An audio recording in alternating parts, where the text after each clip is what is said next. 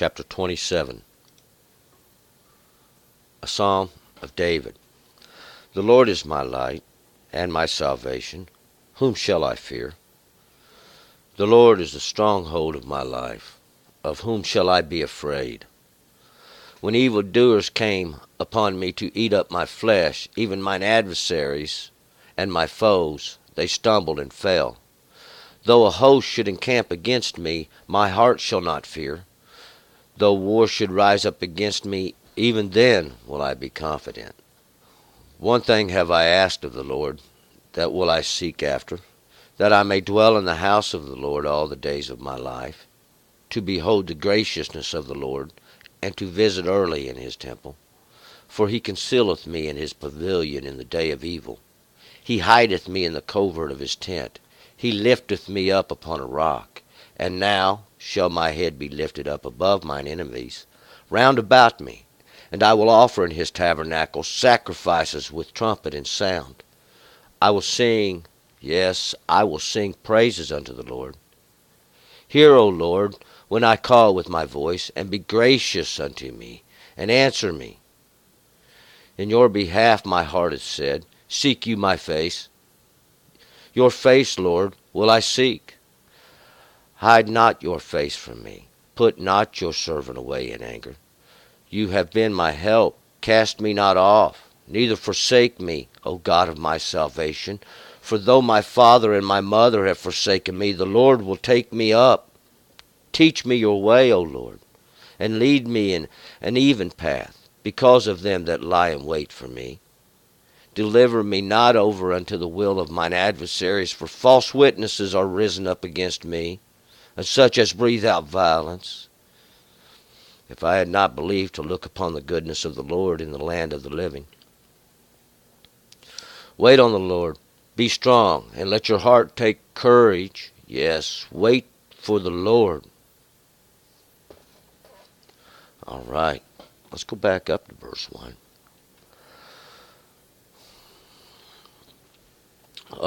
Here's a psalm. Wait, it's not technically labeled as a psalm. We'll see it's in brackets here. That means it's been added. It's been added to the words here. This is of David. It's a prayer, we should say, is what it is. It's almost a lamentation. But we'll pick it up here in verse 1. The Lord is my light and my salvation. Whom shall I fear? The Lord is the stronghold of my life. Of whom shall I be afraid? The Lord is my light and my salvation. And God is the light. And we know this light. The light is, when we see the light is coming off of a fire. And that fire is the judgment of God we have witnessed in the earth. We've witnessed it because most likely we have been subject to the judgment of God. We have been punished by God if we have understanding. And that is to have, and in some cases, we'll find out, have stumbled onto the law. Whom shall I fear? And God is my salvation, whom I've taken refuge, see, in his law and his understanding. Whom shall I fear? Who should I be afraid of, in other words? Because the Lord is my stronghold of my life. In other words, God's this, and we'll find out it's the law, that this refuge even, to take refuge in it, as if this is God's understanding, this is enough knowledge and wisdom that he had to give me to say this is how we know the difference between right and wrong. Then whom should I be afraid? Whom should make me afraid with their understandings too? When evildoers come upon me to eat up my flesh, even mine adversaries and my foes, they stumbled and fell. When evildoers, King James Version said the wicked here, even mine enemies, and that once again, that word is ra'ah. That is ra'ah. These wicked, these enemies, these ones that make themselves the enemy, they come to eat up my flesh because that's their understanding. Right there. That's how much knowledge they got. They come, they think that they're going to do something for me, to offer to give me something, and come seeking after to take over that which you can see, and somehow to get some kind of rule over it. Even my adversaries, these of my foes, will find out they're going to stumble and fall every time. These ones that make themselves adverse to God's understanding. 3. Though a host should encamp against me, my heart shall not fear. Though war should rise up against me, even then will I be confident. Though a host should encamp against me, even if an army was camped against me, even if a great army come up against me, my heart should not fear. I wouldn't have no fear of this, because God's with me.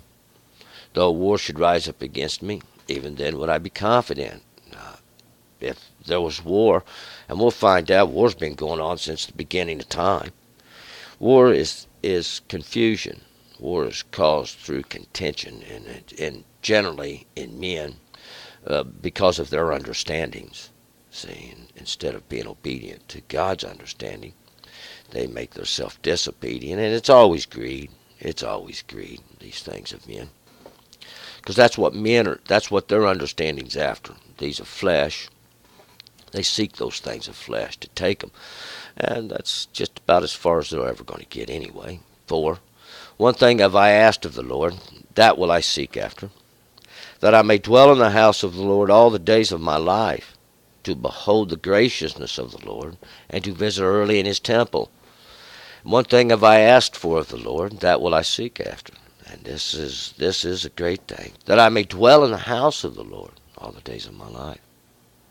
That I should dwell in the house of my Lord, to be a servant in the house of God all the days of my life, forever, because, see, we follow the Torah. He is the teacher.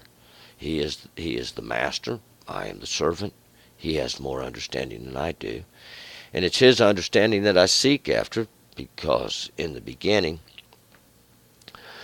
he said, I am your teacher, and you shouldn't have any other teacher but me. And God's gracious. See, God's gracious, and there's nothing greater to ask for than to dwell in the grace of God, or to stay in the Torah, to stay in the law, is to stay in the grace, to stay in God's understanding, to stay even in his temple. And we'll look at this word here, to visit early in his temple. 4. The King James Version says, and to inquire into his temple. This word here is bakar. And it's to seek, inquire, consider, to look for or consider, to reflect. It's a verb. It's an action. So we know it's kind of to look around for, to look for. And we're looking for it. Because, see, it's something that we seek. We're seeking after. And once we understand that God's done all this, there's really nothing more to seek. We pretty well got the message that God has done a great work in the earth, and God done that. 5. For he concealeth me in his pavilion in the day of evil. He hideth me in the covert of his tent. He lifteth me up upon a rock. He conceals me in his pavilion in the day of evil. His courts, these places even that God's established, this in the day of evil, this period of wickedness. Because this period of wickedness always comes, and we'll find that God conceals me there in his courts. And these would be those things established by God, the law.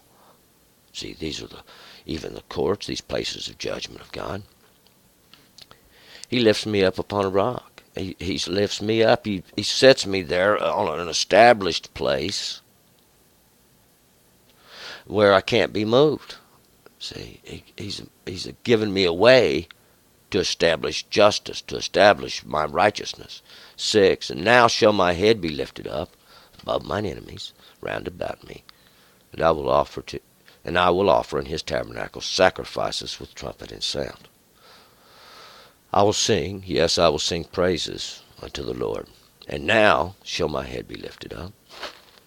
my head, my understandings are going to be lifted up, and basically this is it. I'm going to be justified before the Lord. God will justify me according to my righteousness, according to my deeds. God shall justify me. I don't have to justify myself.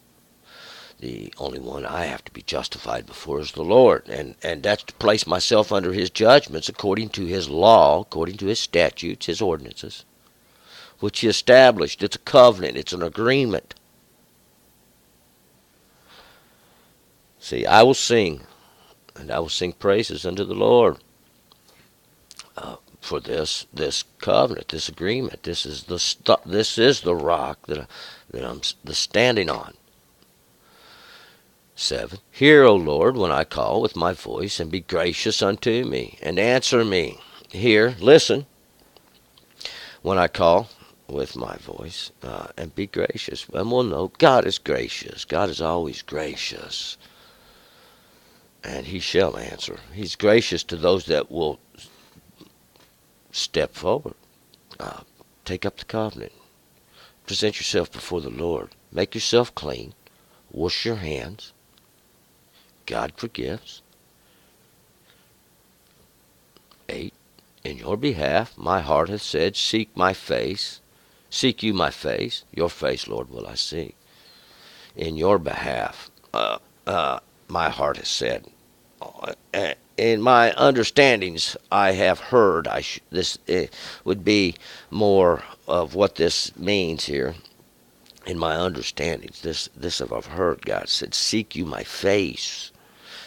Look for these things that I make plain. Look for these things where I show myself. We'll find out. We can't see God, but what we can see is God's glory, what God's done. See His magnificence, how He set judgment in the earth with a word, and it was the law that went forth. That's the face of God. That's something made plain by God, whereby we can see. See, and that's really what the face is. 9. Hide not your face from me. Put not your servant away in anger. You have been my help. Cast me not off, neither forsake me, O God of my salvation. And this judgment we see in the earth is to witness. See, and when we see the judgment in our own life, that is, we should know that we have not pleased God. We're not in order, and we would not want God to put us away in anger.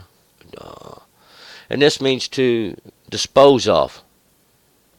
To dispose of, see, back into a sinful understanding, back into a sinful life. See, once you receive the law, you have some form of understanding, and there you can establish yourself, see. 10. For though my father and my mother have forsaken me, the Lord will take me up. For though my father and my mother have forsaken me, this forsaken means like they've kind of just left me there to die. But no, this really ain't that understanding. But this understanding means that even though I've reached that age, reached that period of life where I've left my father and my mother's abode, this earthly father and mother here in this understanding, then we go forth in life now, but we still have sought now to look unto God, because see, God is going to guide you from here, and you're going to have to either walk with God, or you're probably going to suffer a lot of consequences along your way. 11. Teach me your way, O Lord, and lead me in an even path, because of them that lie in wait for me. Teach me your way, O Lord. And here's a lot of understanding going forth, especially to those that are in this period, even in their life or in their understandings. Because of them that lie in wait for me. Keep me in an even path. And that's going to be the law. That's going to be, and the meditation of it and the understanding, see, to stay, to look into it.